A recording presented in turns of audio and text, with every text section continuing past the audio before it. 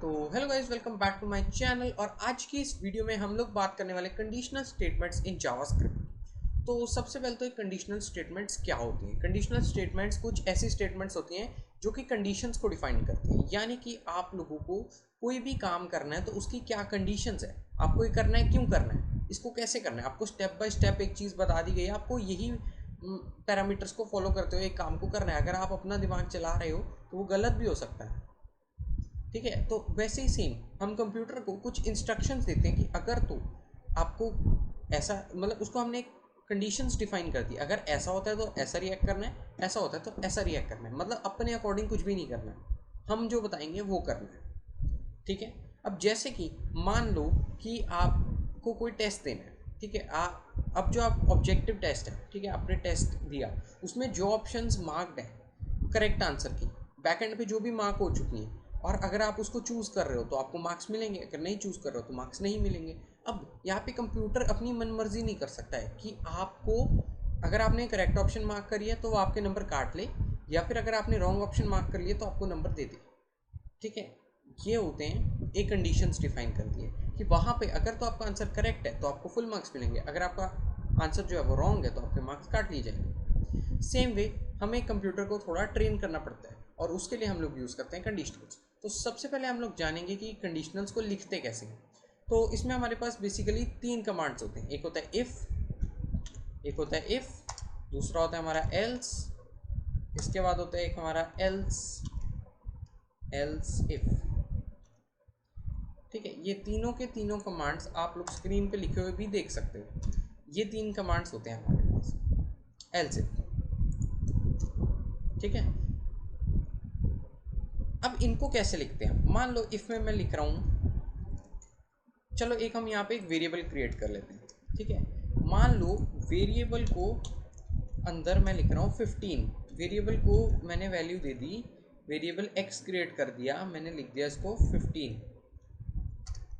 ठीक है। Variable x create किया और इसको एक वैल्यू दे दी हमने 15। उसके बाद अब फॉर्मेट यहाँ पे नोट करते जाना।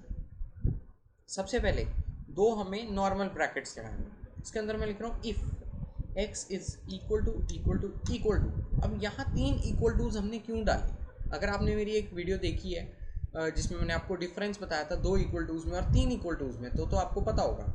और यहाँ पर आप लोगों को अब क्या करना है, वीडियो के नीचे जाके लोगों को पता है कि ये तीन इक्वल टूज किस लिए यूज़ होते हैं और दो इक्वल टूज किस लिए यूज़ होते हैं। तो आप सबसे पहले वीडियो को पॉज करो, नीचे कमेंट सेक्शन को ओपन करो और वहाँ पर लिख दो रीजंस कि क्यों यूज़ होते हैं, ठीक है। और टाइम ज़रूर लिखना आप वीडियो का, कहाँ पे आपने इस वीडियो को पॉज किया, ठीक है।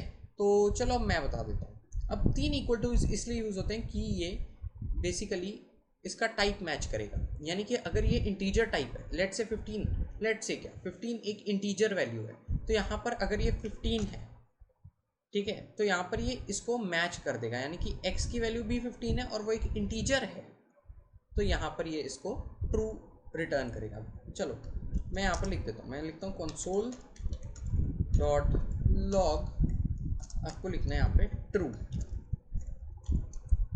ठीक है।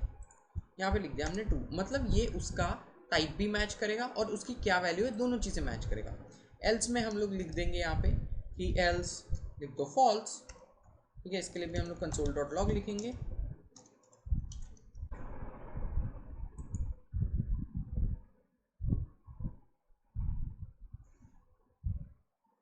तो गाइस यहाँ पे हमने पूरा फॉर्मेट स्क्रीन पे अपने लिख लिया है। जैसे कि देखो इफ़ के बाद हमें दो ब्रैकेट्स डालने हैं, फिर हमने ये देख लो यहाँ पे हमने double is equal to use किया है और यहाँ पे हमने यहाँ पे triple is equal to use किया और यहाँ पे हमने double is equal to use किया।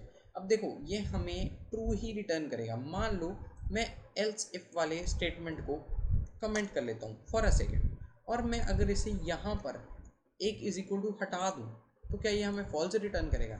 नहीं, तो भी हमें ट्रू रिटर्न करेगा, क्योंकि अब ये इसकी वैल्यू चेक कर रहा है। क्या चेक कर रहा है? वैल्यू। मान लो मैं इसको स्ट्रिंग बना देता हूँ, क्या अब ये फॉल्स शो करेगा? नहीं, अभी भी ट्रू दिखाएगा हमें, क्योंकि ये देखो इसे तो वैल्यू से मतलब है। अगर अब मैं यहाँ पर तीन इज इक्वल टू, मान लो मैं एल्स इफ वाली स्टेटमेंट को अनकॉमेंट कर देता हूँ और यहाँ पे मैं लिख देता हूँ तीन इज इक्वल टू, ठीक है। और सॉरी, ऊपर वाले में मैं तीन इज इक्वल टू लिख देता हूँ, ठीक है। अब हम अपनी एल्स इफ वाली स्टेटमेंट को ट्रू करना चाहते हैं, तो अब देखो मैं वापस इसे रन करता हूँ तो हमें यहाँ पे फिर से ट्रू मिलेगा, या चलो ट्रू, और इसके बाद हम लोग लिख देते हैं 2 बार इज इक्वल टू, ठीक है, कि हमने कौन सी वाली स्टेटमेंट को ट्रू किया है। तो ये देखो ये वाली स्टेटमेंट हमारी ट्रू हुई है। कैसे? क्योंकि अब ये इसकी वैल्यू चेक कर रहा है, क्योंकि यहाँ पे इसका टाइप तो मैच नहीं हो रहा है इसीलिए। और इस तरीके से हमने अपनी else statement, else if statement और इफ स्टेटमेंट अपनी बना ली है, और इस तरीके से हम कोई भी कंडीशंस को डिफाइन कर सकते हैं। ठीक है गाइस, आज की वीडियो में इतना ही। और वीडियो ख़त्म करने से पहले मैं आप लोगों को आपका एक होमवर्क बताना चाहता हूँ कि आप लोगों को एक BMI कैलकुलेटर को बनाना है खुद से। इस वीडियो को देखने के बाद जाओ जल्दी से जल्दी एक BMI कैलकुलेटर को खुद से बनाओ, और फिर अगली वीडियो में मैं आपको BMI कैलकुलेटर बना के दिखाऊंगा। जिसका भी BMI कैलकुलेटर बिल्कुल करेक्ट था, चल गया, वो वीडियो के नीचे कमेंट करेंगे प्रोजेक्ट डन, या फिर लिख दो BMI कैलकुलेटर डन। तो इस वीडियो अच्छी लगे तो लाइक कर दो, चैनल को सब्सक्राइब कर दो। मिलते हैं एक नई वीडियो में एक नए टॉपिक के साथ। Thank you and bye bye.